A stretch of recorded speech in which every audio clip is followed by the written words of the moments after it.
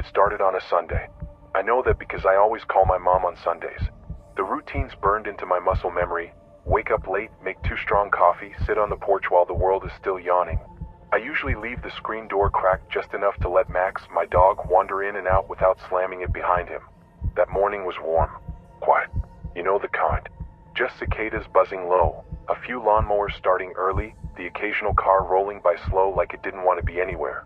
I was on the phone, half listening to Mom talk about some neighbor's son getting engaged, sipping my coffee. Max flopped across my feet like a lazy furnace. I don't remember what I said. Something dumb from work. One of those stupid office stories that isn't funny unless you were there. But I laughed. A short, dumb, automatic chuckle. That's all. And then I heard it again. My laugh. Except I wasn't the one laughing. It was Max. At first, I didn't even realize it was him. I just blinked, looked around, half expecting someone to be behind the hedges or passing on the sidewalk. But Max looked up at me, tongue lolling, eyes bright like he just told the joke himself. His mouth was still hanging open. And then, clear as a bell, he did it again. My laugh. Just a little off. Like it had been recorded and played back through a speaker with bad wiring. Tinny, stuttered, but unmistakably mine. I stared at him. He wagged his tail like nothing was wrong. No barking, no growling, no tension. Just sitting there like a good boy who'd done a neat trick. I told myself it was a fluke. Dogs make weird sounds all the time. Maybe I just wanted it to be my laugh. Maybe I was tired. Sleep deprived. It didn't help that I'd been watching those weird TikToks late at night. Animal mimicry stuff, ravens saying curse words, cats sounding like crying babies. The internet makes you see patterns where there aren't any. Except, it happened again. The very next day, I was in the middle of a video call with some friends. We were playing a dumb party game, laughing at someone's story. I laughed, real loud this time, that sudden nasal snort I always hate hearing from myself. And from the hallway, I heard it. Not my echo. Not a replay from the computer. The second laugh. My exact laugh. Coming from somewhere behind me. I spun in my chair. Nothing. I muted the call. Held my breath. A soft pat of paws came down the hallway. Max turned the corner, stopped in the doorway and stared. Just stared. Head slightly tilted. Not blinking. He didn't make the sound again. He just sat down and watched me like he was waiting for something. That's when I started noticing the smaller things. He'd sit closer to me on the couch than usual, but not curled up like before. Just sitting upright, head turned toward me, eyes tracking every word that came out of my mouth. If I said something, he'd tilt his head. If I laughed, his ears twitched, his posture shifted, like he was listening harder, like he was studying it, trying to learn. Then came the nights. The first one, I was watching a sitcom before bed. Dumb background noise, just enough to drown out the quiet.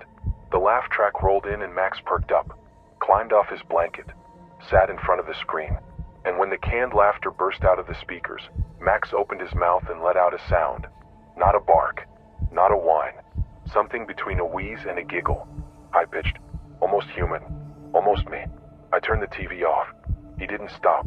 He kept making the sound. Again and again. That broken mimicry bouncing off the walls of my living room until I shouted, "Max, stop." He did. Instantly. No delay. Like a machine flipping off. His mouth shut. His tail twitched once. And he looked at me, not with guilt or confusion, but like I'd interrupted him mid-practice. The worst part, he started mouthing the shape of my words. Not barking. Not making any sound at all. Just staring, lips moving silently in time with mine, like a puppeteer sinking to the ventriloquist. That's when I stopped talking so much. I stopped laughing. Stopped calling people. Stopped answering when they called back. I made excuses. Long week, bad Wi-Fi, feeling off. But the truth was, I didn't want to give him any more material. It wasn't just mimicry anymore. It was rehearsal. And still he found ways. Sometimes when I was alone, brushing my teeth, folding laundry, I'd hear it. My voice, or what sounded like my voice, from the backyard, from the basement, echoing up through the vents. The cadence was always wrong, either too fast or too slow. Words I didn't remember saying but somehow knew were mine. I set up a camera in the hallway, a cheap motion-triggered one from Amazon. Every time I watched the footage, Max did nothing. Just walked through the hall like a normal dog. Sometimes he'd sit and look directly into the lens as if to say, "Go on, check. I'm not doing anything." But he was. One night I woke up around 3 a.m. to the sound of laughter. My laughter. I sat up in bed and froze. I knew what I sounded like when I really laughed. like when something really caught me off guard. This wasn't that. It was too deliberate, too exact, like an actor trying to match the pitch. I stepped out of bed, cracked my door open. Max was there, sitting in the hallway, facing me, not asleep, not barking, laughing, just sitting, mouth open, eyes locked onto mine, letting the sound out in slow, steady bursts. It bounced down the hallway, a sound I used to like, a sound that used to belong to me. And then his mouth started moving with mine again, in sync. I didn't even say anything. I hadn't even opened my mouth, but somehow he was already doing it, already anticipating it. I slammed the door shut, turned off the lights, curled up in bed and listened to the laughter stop. After that, I barely made a sound in my own house, but it didn't matter. I would hear things, small things, breathing that wasn't mine, whispers I couldn't place. Once I heard my own voice humming a tune I hadn't thought about in years. The door to the guest bedroom creaked open and I swear for a split second I saw Max standing upright, just a little too tall. And then he dropped back to all fours and padded away. I started writing notes to myself, notebooks full of warnings. Don't speak around him. Don't react to sounds at night. Cover the mirrors. Because by then the reflection started doing weird things too. I'd catch him in the mirror staring, but not at me, not even at himself, like he was waiting for something to move. Sometimes my reflection would smile even when I wasn't. Sometimes Max's reflection would stay behind just a second too long. Watching, learning. The final straw was the recording. I wanted proof. Just one clean piece of evidence to show someone, anyone. So I left my phone recording one night. Face down. No light. Just audio. The next morning I played it back. For the first 2 hours there was nothing. Just the faint hum of the refrigerator, the occasional creak of the house settling. Then came the footsteps. Then my voice. Clear. Unmistakable. You're not sleeping well, it said. Except I was asleep. I didn't say that. Then Max's voice. Yes, his voice. You'll adjust soon. Then laughter. Both of us. In unison. I deleted the file. Smashed the phone. Dug a hole in the backyard and buried the SIM card. But I couldn't unhear it. Couldn't unknow it. That was 3 weeks ago. I stopped talking altogether. No more phone calls. No humming. No muttering when I dropped something or tripped on the rug. Silence became my only defense. I walked around my house like a mime, lips pressed shut, afraid that even a sigh would be enough for him to learn. I even turned off the radio, disconnected the Bluetooth speakers. I couldn't risk it. Every sound I made he kept, stored it, replayed it later. Always wrong. Always just enough to make the hairs on the back of my neck stand straight. And still, the mimicry didn't stop. Max began sitting outside my bedroom door. Every night. Perfectly still. Not whining. Not scratching. Just waiting. Waiting for something he thought I might eventually give him. Sometimes I'd crack the door in the middle of the night, just to see if he was still there. And he always was. His eyes would find mine in the darkness like they were glowing. I swear he wasn't blinking anymore. Like he didn't need to. Like he was saving every movement for something else. Then came the incident with the neighbor, Mr. Hargrove. He lived 2 doors down. Walked his golden retriever past our house every day around dusk. He always waved.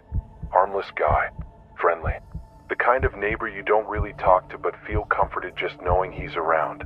One evening, I was peeking through the blinds when I saw him walking by. He waved like usual, and I was about to wave back out of habit when Max barked. Only, he didn't bark. He said, hello. Not a perfect human hello, but the shape of it, the tone, was my voice. Max stood at the front door, wagging his tail, staring through the glass, and said it again, hello. Mr. Hargrove stopped in his tracks. His face twisted into something confused, maybe a little scared. He didn't wave again, just kept walking. The next day, I saw him walking on the opposite side of the street. That night, Max stood at the window for hours, watching nothing, watching everything. I started wondering how much of me he'd absorbed. My laugh, my voice, my habits. I realized I hadn't made a joke in days. Not because I didn't want to, but because I was terrified it would echo back to me hours later. And it did. One day in the shower, I accidentally let out a short chuckle at something I read. Later that night, I was in bed, eyes closed, nearly asleep when I heard it, my laugh. Exactly as I remembered it. followed by silence, followed by breathing. Heavy. Wrong. I stopped showering.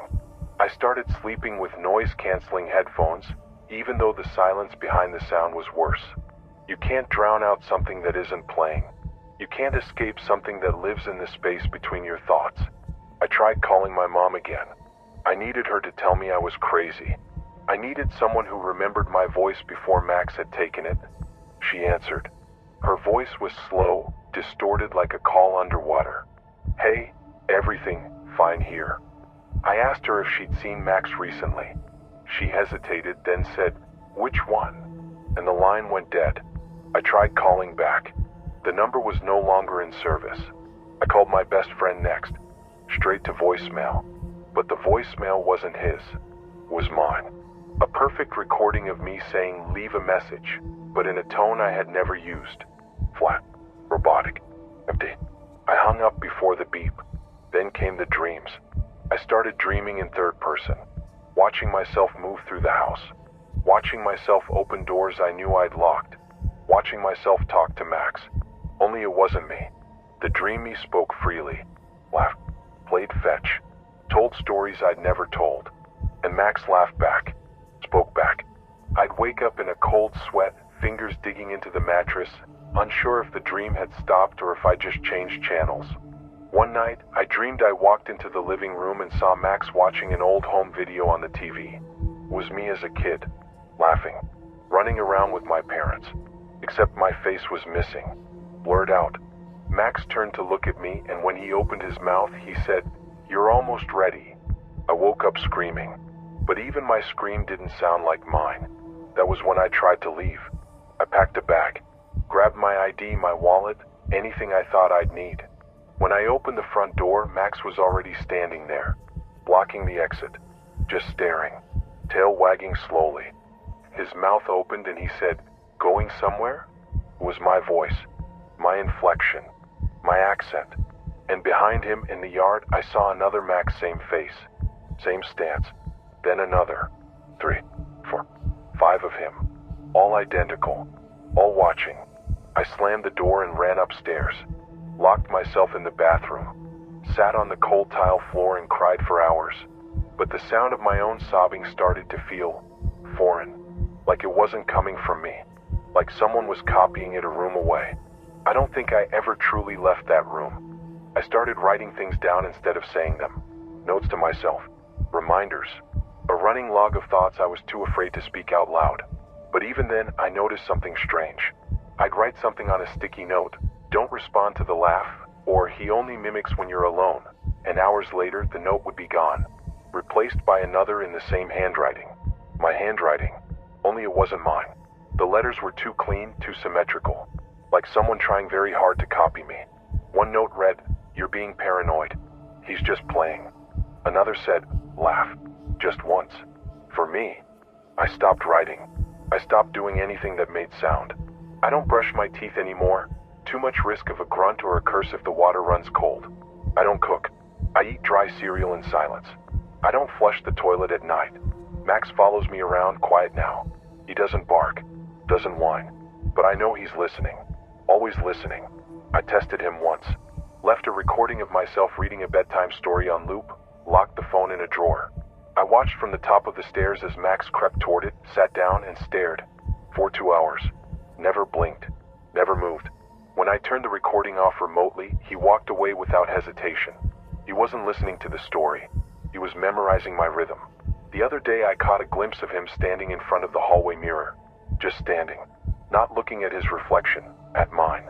I crept closer, didn't breathe, barely moved. He was mouthing something. The words weren't loud enough to hear, but I recognized the shape of them. A phrase I used to say to myself when I was stressed. "You're okay. You're okay. You're okay." Except I haven't said that in weeks. And Max wasn't saying it with comfort.